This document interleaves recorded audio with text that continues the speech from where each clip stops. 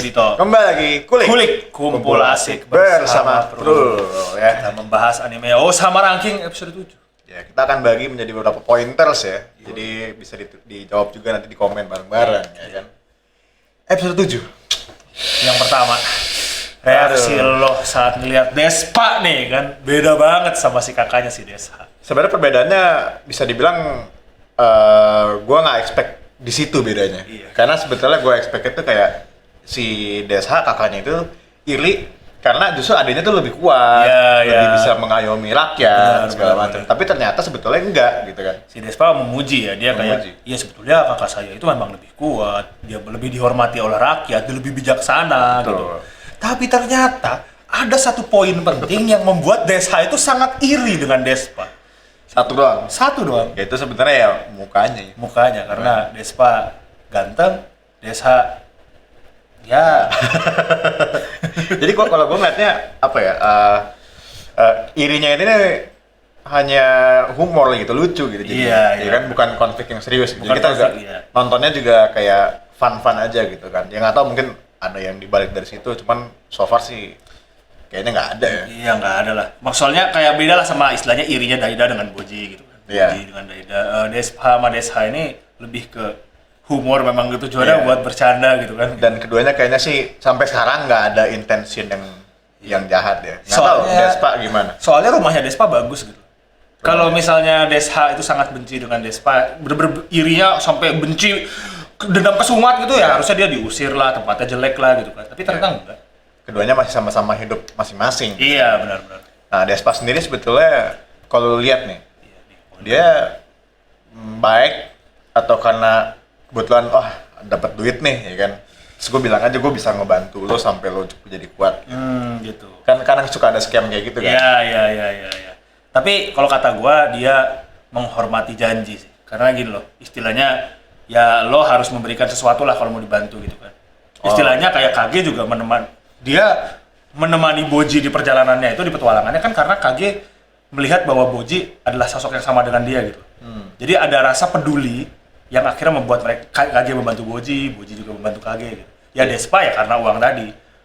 Dan dia menghormati janjinya, bahkan dia bilang saya sudah mendapatkan uang, saya akan membuat kamu betul-betul menjadi kuat. Jadi berarti jasanya sudah dibayar. Iya. Makanya dia akan ya sesuai ekspektasinya gitu kan, harus melakukan apa yang dia expect untuk lakukan. Kalau Despa sendiri sih gue belum bisa melihat baik atau enggak, tapi dia malah kelihatan agak sombong gitu, kalau kan mukanya suka yang semuk saya yang tampan dan konyol sebenarnya. Lebih ke konyol. Gue ngeliatnya tuh banyak di episode ini banyak banget yang lucu sebenarnya. Ya kan kayak dia tiba-tiba berantem sama orang di luar kan, kalah lagi kan, balik-balik bonyok mukanya gitu. Kayak misalnya kan lu mau latih Boji jago banget nih, berarti kan orang emang jago berantem lah segala macam. Tapi dibonyokin juga semua orang. Cuman ya bercandaan doang sih. Nah kan, semua ini sebetulnya ada rencananya dari Bebin. Iya, jadi si Despa ternyata kenal sama Bebin. Pas Kage bilang, wah ini saya bilang dari Bebin, dari Bebin nih. Langsung ada surat rekomendasi dari Bebin ya, yang walaupun sudah hancur berkeping-keping. Dia robek sama Desha di episode 6 ya. Tapi masih bisa dibaca ya sama si Despa. Ini artinya ini kan. Bebin, tapi sementara kemarin kan ya pas lawan Apis itu kan. Iya. Dia sudah tiada gitu. Cuman nggak tahu apakah masih ada kalau misalkan. Kan gua awalnya ngira kayak settingnya manusia semua sih. Jadi manusia biasa semua gitu. Jadi pas ngelihat si Bebin ditusuk Apis terus jadi hancur gitu badannya, gua kayak langsung kok kayak gini, mungkin ini skill dia gitu. Tapi ternyata kan pas kita melihat perjalanan Boji menuju Hades gitu kan, kita ngeliat ada naga lah, ada makhluk yang nyedot monster, ada yang macam-macam gitu. Jadi kan sebenarnya dunia fantasi yang nggak cuma ada manusia biasa, rakyatnya Desha aja kan banyak yang aneh kan. Iya benar. Jadi kita kayak gua sih kayaknya Bebinnya masih hidup dan dia sebenarnya bukan manusia biasa gitu. Bukan manusia biasa. Iya, yang bukan jadi keren ya. Karena di komen juga kemarin yang bilang kan mungkin Bebin dia sesama klan bayangan. Soalnya kan Kage itu dia ngomong, si Desha ngomong ngeliat Kage, dia ngomong klan bayangan yang dikutuk. Mungkin ada klan bayangan yang tidak dikutuk. Seperti dia ya. Salah satunya si ini menarik juga, menarik. Kalau gue baru nggak nih, berarti dari komen ya ini. Dari komen.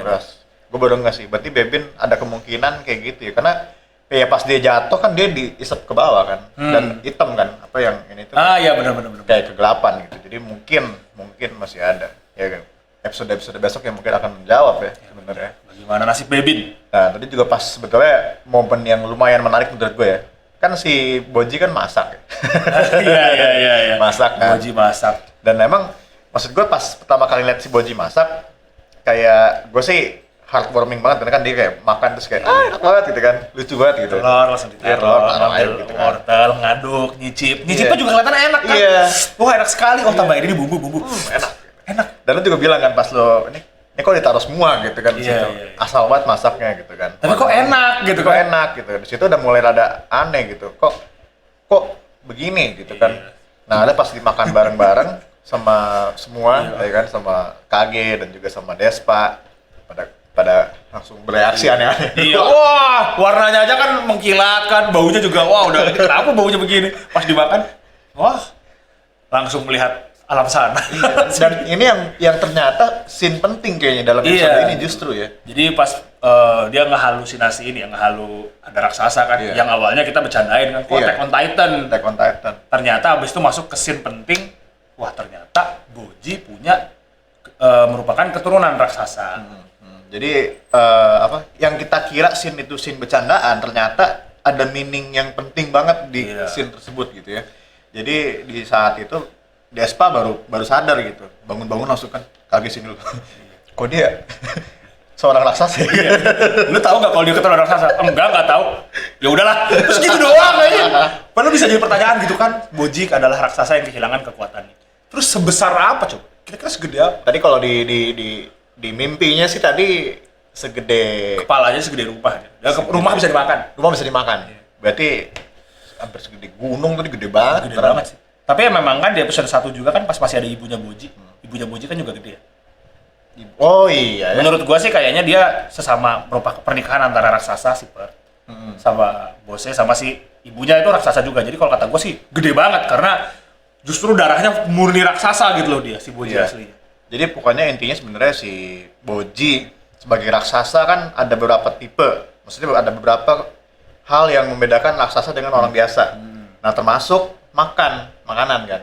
Dia bisa makan rumah, nggak kenapa-napa gitu kan. Jadi dia tuh immune sama virus lah, ya kan. Racun. Nggak bisa kena virus dia. Nggak bisa sakit perut dia, kalau makan pedas nggak sakit perut. Iya, nggak apa-apa dia. Jadi ya di sini dilihat, makanan si Boji itu berarti bisa sebebas itu. Tapi satu doang yang nggak ada, itu ada kekuatan otot. Sama sekali nggak ada. Jadi entah kenapa yang pernikahan antara raksasa ya, hasilnya Boji yang kelihatan lah bukan raksasa gitu. Makanya ngangkat batu aja nggak bisa. Which means sekarang dia sedang mencari sebuah senjata, si Boji kan. Nah, senjata yang dicari tuh kayak gimana? Karena dia ototnya sama sekali nggak ada gitu kan. Jadi si Despa kan langsung kayak, tenang, pertama kalau kita menjadi kuat, kamu harus percaya terhadap diri sendiri. Kamu harus mengetahui dirimu sendiri dan kamu harus mengetahui musuhmu. Dan salah satu caranya adalah dengan menggunakan senjata. Karena senjata bisa membuatmu mempelajari dirimu sendiri.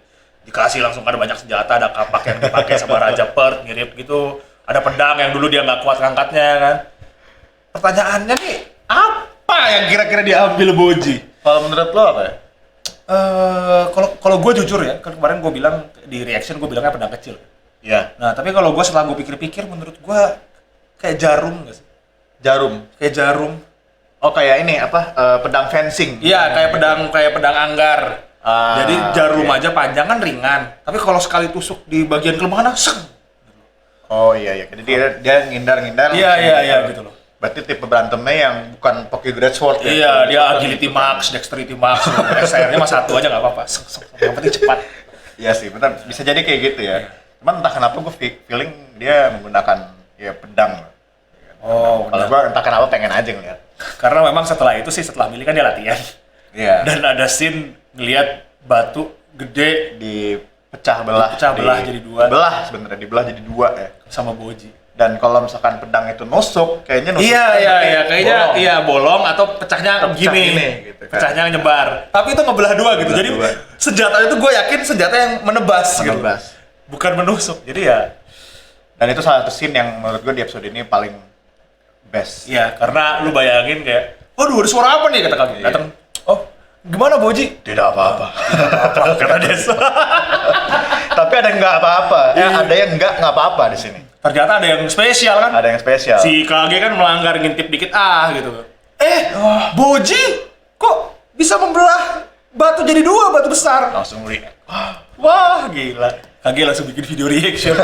Meanwhile, ada yang nggak tidak apa-apa selain dari tadi sebetulnya. Jadi dari tadi kita udah 5 poin ya. Kita Iya. Boji doang ngomongnya. Sekarang poin ke-6 nih. Yang nggak apa-apa tuh ya itu.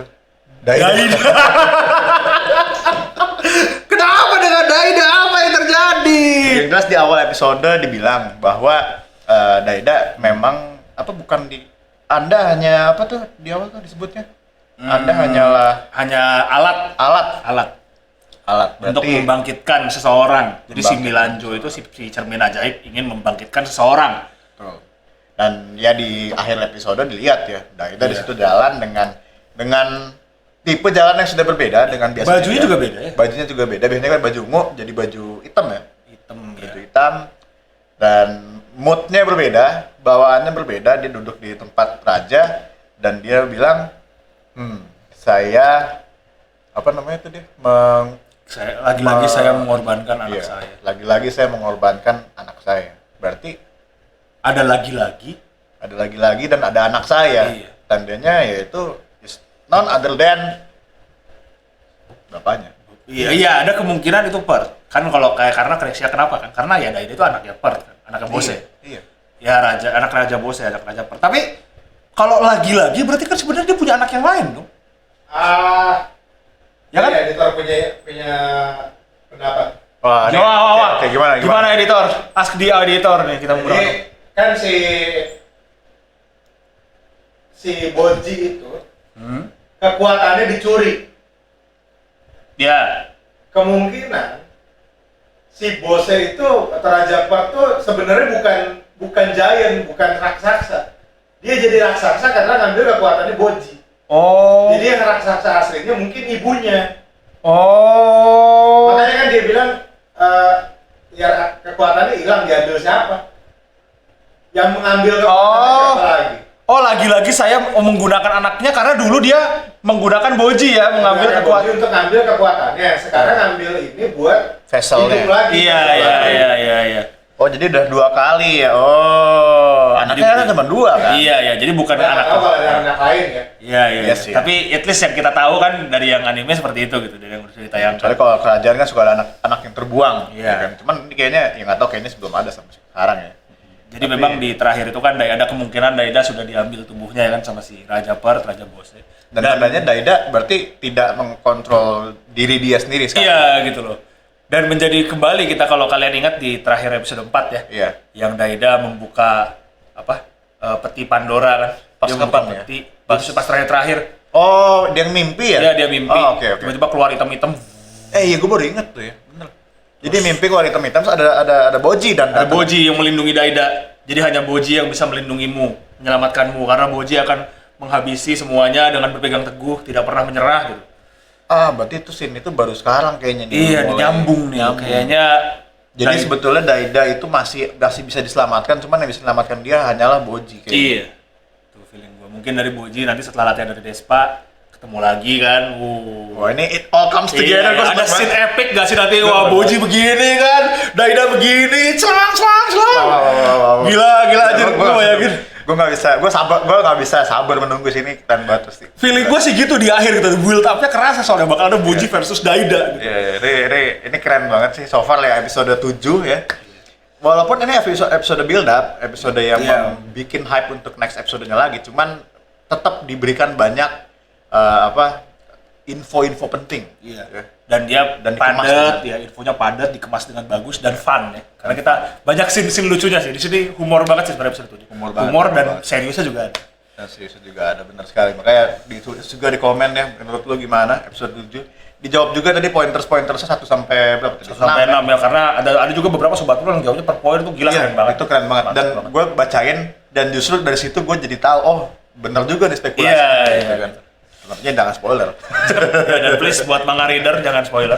Kita menghindari spoiler. Kita mengingatkan kembali nih. Kalau mau ngasih spoiler mungkin dikasih daripada teori. Atau ini kalau mau ngasih spoiler, lu tulis spoiler terus enter jauh gitu. Oh, jadi bisa orang ya. tahu ini spoiler gitu kan. biar aman ya. Biar aman. Gila, udah jadi nggak sabar Ams menunggu episode 8. Mudah-mudahan nggak delay kayak episode 7 hari ini.